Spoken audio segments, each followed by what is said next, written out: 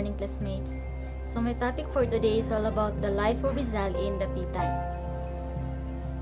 Rizal bound to Dapitan on July 14, 1892. 10 o'clock in the evening was Jose Rizal scheduled to leave Fort Santiago. 1 o'clock in the morning, Jose Rizal boarded the ferry boat Cebu bound to Dapitan. The captain of the ship gave him prime cabin marked as Jefes, which means commanding officer. On July 17, 1892, the ferry boat Cebu arrived in Dapitan. He met Ricardo Carnicero, who offered him to live either in his house or at Jesuit Mission House. Rizal carried a letter from the superior of the Jesuit Society of the Philippines. Father Pablo Pastels, the said letter is to be given to the Jesuit parish priest in Dapitan, Father Antonio Obac. In the letter, the superior said that Rizal could stay and live in the parish, but there are conditions provided. First, that Rizal publicly retract his errors concerning religion and make statements that were clearly pro-Spanish and against revolution. Second, that he perform the church rites and make a general confession of his past life. Third, that henceforth he conduct himself in an exemplary manner as a Spanish subject and a man of religion. But Rizal did not agree with these conditions. Therefore, Rizal decided to stay at the place of Captain Ricardo Carnicero. Captain Carnicero, who is the warden that assigned to look after Rizal, became good friends. Jose Rizal decided to stay at the house of Ricardo Carnicero, where he was told to oversee his activities daily. He ordered his people to closely observe Rizal. Rizal was given freedom to go anywhere and even permitted to cultivate the land near the plaza. At least once a week, Rizal is reporting to the captain. The captain was delighted with Rizal's fine personality and quality as a person. Rizal also admired the kind and generous Spanish captain. This is the house of Captain Ricardo Carnicero. On July 25, 1892, Rizal wrote to his mother in Hong Kong about his exile in Dapitan. Rizal wrote to his mother in this letter: "In these days of lack of communication, travel and devotion, I am greatly worried thinking of you, and for this reason, I hasten to write to you to tell you that I am well here as if I were on a vacation in this politico-military district. I don't miss anything except my family and freedom." On August 26, 1892, Rizal composed a poem for his commandant's birthday. On August 30, 1892, Ricardo Carnicero informed Governor General Eulogio Bispohol that Jose Rizal wanted reforms in the Philippines but does not want friars to be evicted. September 21, 1892, Captain Carnicero submitted another report to Governor General Bispohol informing him about reforms. These were a freedom of the religion and of the press. September 21, 1892, Rizal won in Manila lottery. Informant of the said event used the mailboat Butuan to reach Dapitan. Lottery ticket number 9736 won second prize amounting 20,000 pesos. The lottery ticket, which was not owned by Rizal, because it was jointly owned by him, Captain Carnicero, and Francis Iquilor, a resident of Dipolo. 20,000 was divided to the three of them, so 6,000 was the amount given to each of them, in which Rizal used to give the amount of 2,000 pesos to his father, who was still in Hong Kong, give the amount of 200 to his friend Basa, who was based in Hong Kong. The rest he invested through purchasing a piece of land in Talisay to build his 3 houses, one square type made of bamboo, another hexagonal type made of wood, and the last was octagonal shape made of nipa. January 1893, Jose Rizal told Ricardo Carnicero to stay in his own house. Rizal's house was completed March, where he was able to cultivate lanzones, mango, makupa, langka, santol, mangosteen, and cocoa trees. Casa Redonda Piquina. Casa Redonda Piquina is a replica of the hexagonal poultry of Rizal, restored to its original hexagonal form with similar materials as the other huts. The poultry house is big enough to accommodate a few dozen chickens.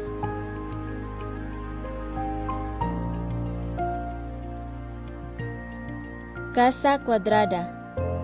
So this is Casa Cuadrada. Casa Cuadrada is a replica of the pupils' classroom. Rizal established in Dapitan a school. It began with 3 pupils, who increased to 16 and eventually 21. He didn't ask the students for payment, but instead asked them to help in his projects, farms, and garden. He taught them Spanish, English, mathematics, and how to work.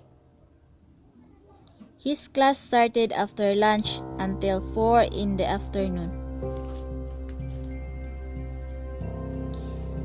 In his letter to Blumentritt, he once said, "One can judge their enthusiasm for study, even though they have to work for me, they work in order to study." So Rizal as a physician. Casa Redonda is a replica of the octagonal clinic of Rizal, reconstructed with similar materials as the main house. It now stands as a reminder of the numerous medications performed by Rizal during his exile in Dapitan. It was also here where he removed his mother's cataracts. He practiced medicine in Dapitan and gave the people free medicines. August 1893, her mother, her sister Trinidad, and his nephew Angelica arrived in Dapitan. They lived with him for almost 1.5 years. He operated successfully the eyes of his mother. He had many patients, not only in Dapitan but from the neighboring towns as well. Casitas de Salud. Casitas de Salud are replicas of the hospital houses of Rizal and composed of 2 little huts with a floor area of 70 square feet. Each hut, one for male and the other for female, could accommodate 2 patients. There was a time when a wealthy Englishman went to his clinic and removed his cataract, where he was paid 500 pesos. The money he received was used to put up lamps in their streets. When his mother left with Trinidad, his 2 sisters, Maria and Narcisa, together with his nephews, arrived in Dapitan. Unfortunately, his father could not travel to Dapitan because of his deteriorating condition. Rizal told Blumentritt in a letter that his father was growing weaker and weaker by the day. To his sister Josefa he said, "Tell our father that I should like to see him. I hope we shall see one another very soon. Kiss the hand for me." "This is Rizal," said to Josefa. Rizal as a scientist. Rizal found Mindanao as a rich virgin field for collecting specimens. Together with his students, they explored in jungles and caused to seek for some specimens which will be sent to Europe, and in return to the European scientists will send them scientific equipment. During his 4-year stay in Dapitan, he were able to build up a rich collection of oncology, which consists of 346 shells representing 200 species. He was able to discover rare species named after him. These were the Draco Rizali, which is a flying dragon. Next is Apogonia Rizali, which is a small beetle. And last, Rhacoporus Rizali is a rare frog, which he sent to museums in Europe, particularly in Dres Museum. Rizal as a businessman. Rizal engaged in the business industry in partnership with Ramon Carrion. The two made profitable business in fishing, copra, and hemp industries. Hemp industry was Rizal's most profitable business. He mentioned it on his letter to Blumentritt. Over 100-year-old Dipolog Cathedral, whose hand-carved ceiling remains intact to this day. The altar was designed by our national hero, Dr. Jose Rizal. In July 1877, Father Jose Villaclara, Rizal's former teacher in Ateneo and then parish priest of Dipolog Church, requested him to do some pencil sketches of the best altars, which was eventually used in designing the altar of the church. Rizal as an engineer. Rizal applied his knowledge through the waterworks system he constructed in Dapitan. Going back to his academic life, Rizal obtained the title of expert surveyor, perito agrimensor, from the Ateneo Municipal. From his practical knowledge as agrimensor, he widened his knowledge by reading engineering-related books. As a result, despite the inadequacy of tools at hand, he successfully provided a good water system in the province. Rizal as an inventor. Little was known of Rizal. In 1887, during his medical practice in Calamba, he invented a special type of lighter called sulpukan, which he sent to Blumentritt as a gift. According to Rizal, the wooden lighter's mechanism was based on the principle of compressed air.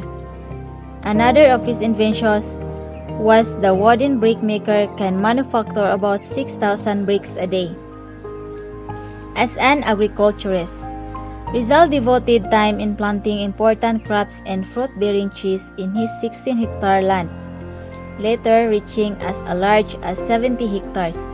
He planted cacao, coffee, sugarcane, and coconuts, among many others. He even invested part of his earnings from being a medical practitioner and his 6,000 peso winnings from a lottery on lands. From the United States, he imported agricultural machinery and introduced to the native farmers of Dapitan the modern agricultural methods. Rizal also visualized of having an agricultural colony in Setio Punot, within the Sindangian Bay. He believed that the area was suitable for cattle raising and for cash crops, as the area had abundant water. Unfortunately, this plan did not materialize. Rizal as a linguist. Rizal was interested in the languages used in Dapitan, thus studied and made comparisons of the Visayan and Malayan languages existing in the region. In fact, Rizal had knowledge in 22 languages. These are Tagalog, Ilocano, Visayan, Subanon, Spanish, Latin, Greek, English, French, German, Arabic, Malayan, Hebrew, Sanskrit, Dutch, Catalan, Italian, Chinese, Japanese, Portuguese, Swedish, and Russian. Sir Rizal as an artist. He had contributed his talent in the Sisters of Charity, who were preparing for the arrival of the image of the Holy Virgin. Rizal was actually the person who modeled the image's right foot in other details. He also conceptualized its skirting, which was oil-painted by a sister under his instruction. He also made sketches of anything which attracted him in Dapitan. Among his collections were the 3 rare fauna species that he discovered: dragon, lizard, frog, and beetle, and the fishes he caught. He also sculptured the statuette called the Mother's Revenge, which represented his dog, Seria, avenging her puppy to a crocodile which killed it. Rizal as a civic worker. Upon arriving in the province, he noticed its poor condition. First, he drained the marshes of Dapitan to get rid of malaria-carrying mosquitoes. Second, he also provided lighting system, coconut oil lamps posted in dark streets in the province out of what he earned from being a physician. Third, he beautified Dapitan by remodeling the town plaza with the aid of his Jesuit teacher, Father Francisco Sanchez, and created a relief map of Mindanao. Footnote using stones, soil, and grass right in front of the church. A poem for Rizal to his mother. In February 1895, upon restoring her eyesight, Doña Chudora returned to Manila. Seeing how busy Rizal is, she regretted neglecting her muses. She requested Rizal to write poetry. As a response, Rizal wrote Mi Retiro, or My Retreat, relating his serene life as an exile in Dapitan. Water system for Dapitan. As a perito agrimensor, or expert surveyor, Rizal applied his engineering knowledge by constructing a system of waterworks to furnish clean water to the townspeople. Mr. Cameron is an American engineer who praised Rizal for his engineering ingenuity.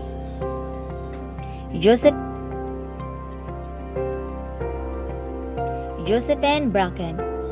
Josephine Bracken was born in Hong Kong on October 3, 1876.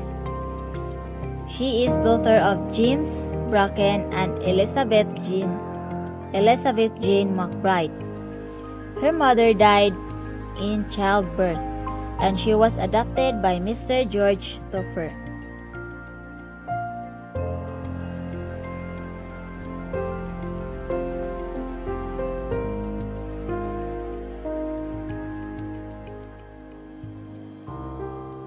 The romantic affair with Josephine Bracken. Rizal had always been missing his family and their happy moments together in Calamba, and his despair doubled upon the announcement of Leonor Rivera's death. Irish girl, not soon to his surprise, an Irish girl enlightened his rather gloomy heart. This girl was the 18-year-old Josephine Bracken, who to Wenceslaw Ritana's words was slender. A chestnut blonde with blue eyes, dressed with elegant simplicity, with an atmosphere of light. From Hong Kong, she arrived in Dapitan in February 1895 with his blind foster father, George Topher, and a Filipina named Manuela Orlac. Rizal's fame as an ophthalmic surgeon reached overseas, and one of Rizal's friends, Julio Llorente, referred the group to Rizal. Rizal and Bracken instantly fell in love with each, and in just 1 month, they agreed to marry, which appalled and disturbed Topher. However, the parish priest of Dapitan, Father Pedro Obac, refused to do so unless they be permitted by the Bishop of Cebu. On the other hand, Topher returned to Hong Kong uncured, because no priest was willing to marry the two.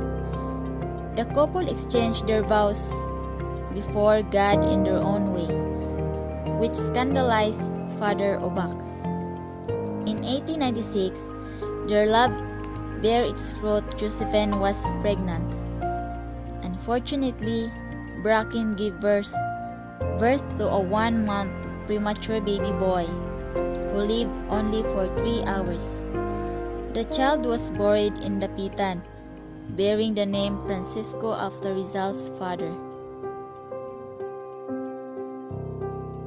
In Dapitan, Rizal had scholarly debate with Father Pablo Pasels regarding religion. This exchange of heated arguments revealed the anti-Christian Rizal, his bitterness on the abuses performed by friars, doing such under the name of the sacred religion.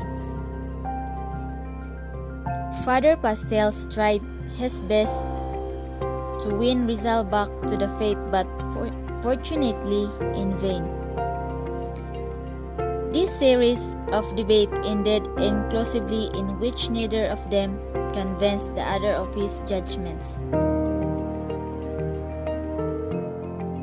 Rizal and the Katipunan. Pio Valenzuela, emissary to Dapitan in order to inform Rizal of the plan of Katipunan during the meeting at a little river called Pitukang Manok. Venus, steamer Valenzuela boarded to reach Dapitan as a volunteer military doctor. When Cuba was under revolution and raging yellow fever epidemic, Rizal wrote to Governor General Ramon Blanco offering his services as military doctor. Raimundo Mata, blind man who came with Valenzuela to camouflage his mission. Rizal objected Bonifacio's project because the people are not ready for a revolution. Second, arms and funds must first be collected before raising the cry of revolution. Governor Blanco later notified Rizal of the acceptance of the offer. The notification came along with an instruction of acquiring first a pass for Manila from the politico-military commander of Dapitan.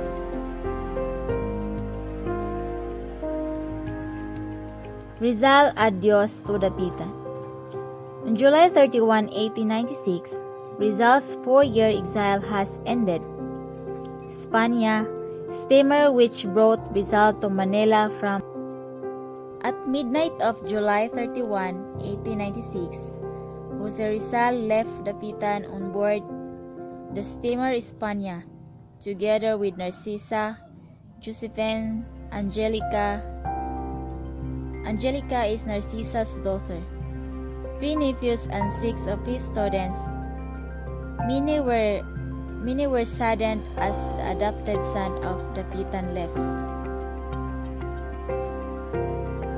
As farewell, the town brass of Dapitan played the dolorous funeral march of Chapin. He stayed